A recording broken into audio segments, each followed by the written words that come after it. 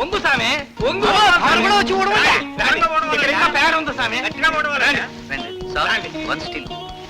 ఆ పోగి తిందులు వేసండి బుట్టలో వేసుకోండి. థ్యాంక్ యూ ఇస్తున్నారండి అట్లా చూడండి. నవ్వండి ప్లీజ్. డబ్బులన్నీ ఆడు దొబ్బేసి మా శాతి పెంట కుప్పలన్నీ ఎత్తేస్తున్నాడు. ఈ కౌన్సిలర్ పదవి కన్నా కక్కల దొడ్లు ఊరుకోవడం మెరుగు. Sir one still.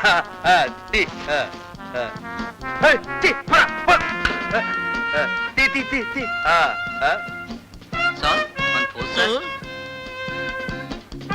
ఎవడో ప్రజాసేవే మా కర్తవ్యం. పోగతి మేడం వన్ స్టిల్ ప్లీజ్.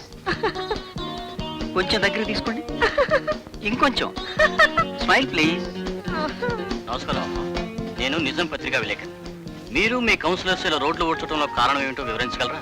నా మున్సిపాలిటీ, నా రోడ్లు, నాకు ఓట్లు ఇచ్చిన నా ప్రజల మురికి వదలగొట్టడమే నా ధ్యేయం. నగరంలో మెదడువాపు వ్యాధి ఉంది కదా, మీరేం చర్య తీసుకుంటున్నారు? అందుకే కదా ఊరంతా చెంబడం మొదలెట్టాము. మా మున్సిపాలిటీలో మెదడాపు ఎక్కువ మందికి వచ్చినందుకు మాకు ఎంత గర్వంగా ఉందనే. ఎందుకంటే ఎక్కువ మందికి మెదడు ఉందని ఇప్పుడే కదా తెలిసిందే. ఏందలా నోరు తెరుచుకున్నావు? రాసుకో. వీరికి మెదడు ఉంటే కదా వాపు రావడానికి. మున్సిపల్ చైర్మన్ జగపతి గారు, 1వ వార్డు కౌన్సిలర్ అక్కయ్య గారు, 2వ వార్డు కౌన్సిలర్ సావిత్రి గారు, 3వ వార్డు కౌన్సిలర్ అక్కయ్య గారు. ఇదిగో చైర్మన్, ఇక ముందు ఇలా చెత్త చెదారాలు ఎత్తే కార్యక్రమాలు ఎట్టావో మేమంతా ప్రతిపక్షాల్లో చేరిపోతాం.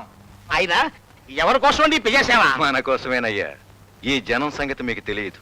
ఒళ్ళంతా వాతలు పెట్టి కాస్త రాసుకోవటానికి వెన్నపోసిస్తే చాలు, సంతోషిస్తారు. మనం ఎన్ని వెధవ పనులు చేసినా ఇలాంటి వాటితో కప్పెట్టచ్చు. ఏంటో మా వ్యాపారాలన్నీ మూయించి కౌన్సిలర్లను చేతివా? 1,00,000 రూపాయలు వార్డు మీద పోతే 10,000 రాకపోయా? ఎట్టాగా సచ్చేది?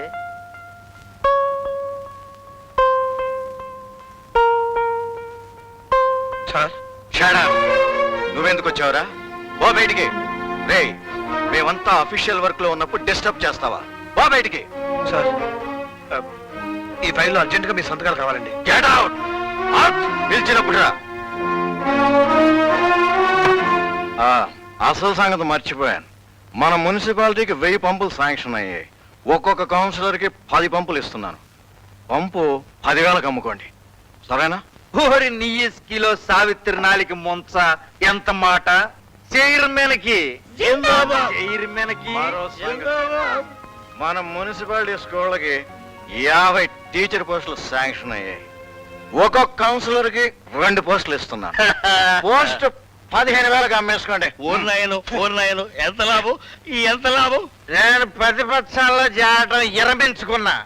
ఈ ఆట నుంచి నా ప్రజలకే సేవ చేస్తా.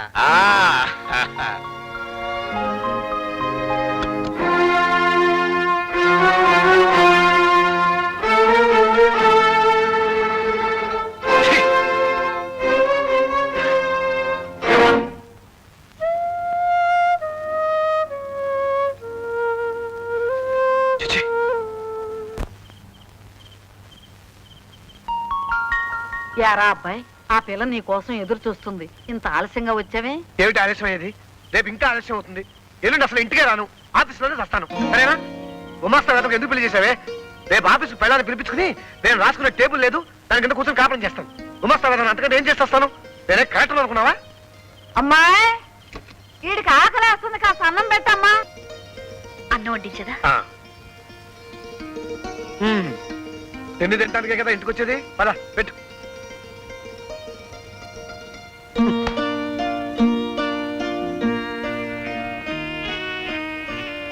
అమ్మా రాజీ, రాజీ లే అమ్మా. ఎక్కడికమ్మా? రాముల వారి గుళ్ళో బుర్రకథ చెప్తున్నారు, చాలా బాగుంటుంది. నేను ఒక్కదాన్నే వెళ్ళలేనమ్మా, నాకు కాస్త తోడురా అమ్మా. లేమ్మా. అబ్బా, లే. రాత్రంతా నిద్ర లేకుండా చంపావు, మళ్ళీ ఈ రోజు కూడానా? నాకు నిద్ర వస్తుంది. కథ చాలా బాగుంటదంటమ్మా. అత్తయ్య, పాప రాజాకి నిద్ర వస్తున్నట్టుంది. అదేమిటమ్మా, రోజు నిద్రపోవచ్చు, రోజు బుర్రకథ వస్తుందా? లేలే రే చంద్ర, మేము బుర్రకథ కడుతున్నాం కానీ తలుపేసుకో. రోజు బుర్రకథలేంటే మీ ఆరోగ్యం అవుతుంది. రాత్రికి మానేయండి. ఎంత ప్రేమ ముంచుకొచ్చిందిరా అన్నాసి. వేసుకుంటా వేసుకుంటా, జాగ్రత్త వెళ్ళండి.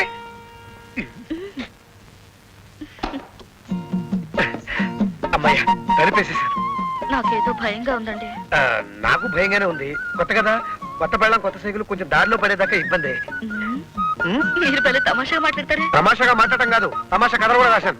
ఆ? ఉమ్, మీరా? ఉమ్. ఏం కథలు రాశారు? అది కాకి నీలకొండ కథ నేనే రాశాను. కోతి రొట్టె ముక్క కథ కూడా నేనే రాశాను. రెండో ఏకం కూడా మీరే రాశారా? అది అది అది నేను రాయలేదు, మా శిష్యుడు రాశాడు. ఉమ్. ఏమండి, మనం ఈ ఒక్క గదిలో ఇలా ఎంతకాలం చెప్పండి? మన కోసం రోజు మీ అమ్మ చెల్లెలిద్దరూ ఎన్నాళ్ళని హరిగదులకు వెళ్తారు? మనం ఎప్పుడు ఇలాగే ఉండటానికి ఈ పక్కనే ఓ పెద్ద ఇల్లు అద్దె తీసుకుంటున్నాం. 500 పోయినా సరే.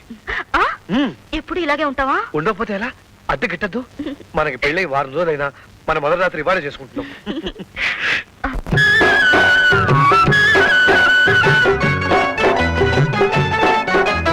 ప్రేమయాత్రలో మొదటి రాత్రిలో కొత్త పాటలకు కొరత గదా, పాత వరసకే మాటలు మార్చి పాడుకొనుటయే మేలు గదా. ప్రేమయాత్రలో మొదటి రాత్రిలో కొత్త పాటలకు కొరత గదా.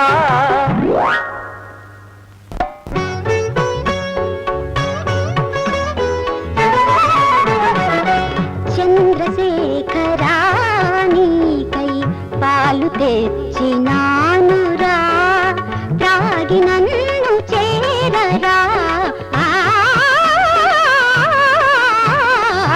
చంద్రశేఖరా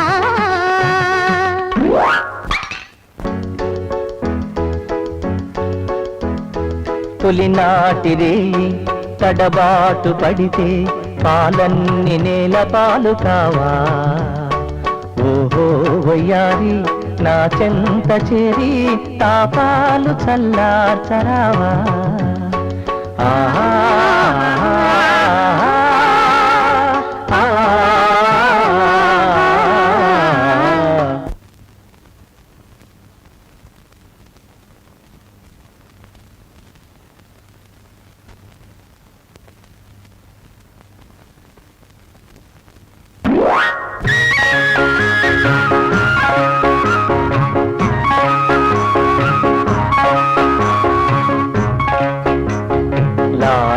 లాహిరి లాహిరిలో మనసే ఊగెనుగా తూగెనుగా తూగెనుగా.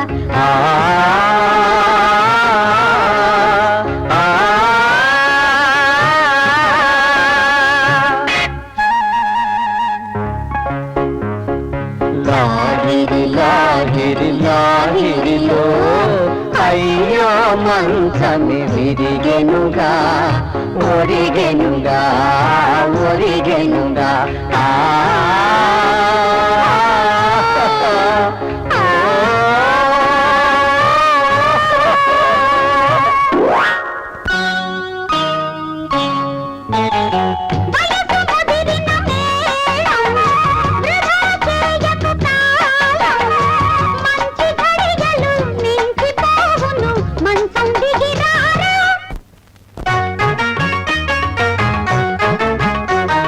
పాతరాతి నేల మీద పానుపు మనకు పరచినాడు బుద్ధి లేని వేలుపు.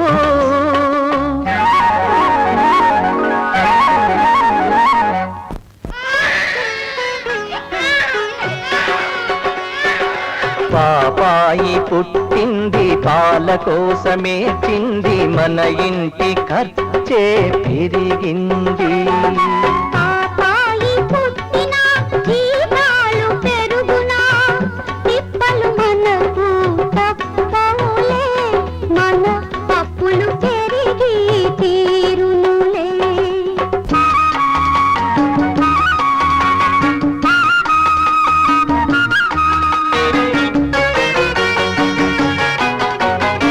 చేసిన అప్పులు తీరేనాని మనిషికి కలిగెను సందేహం.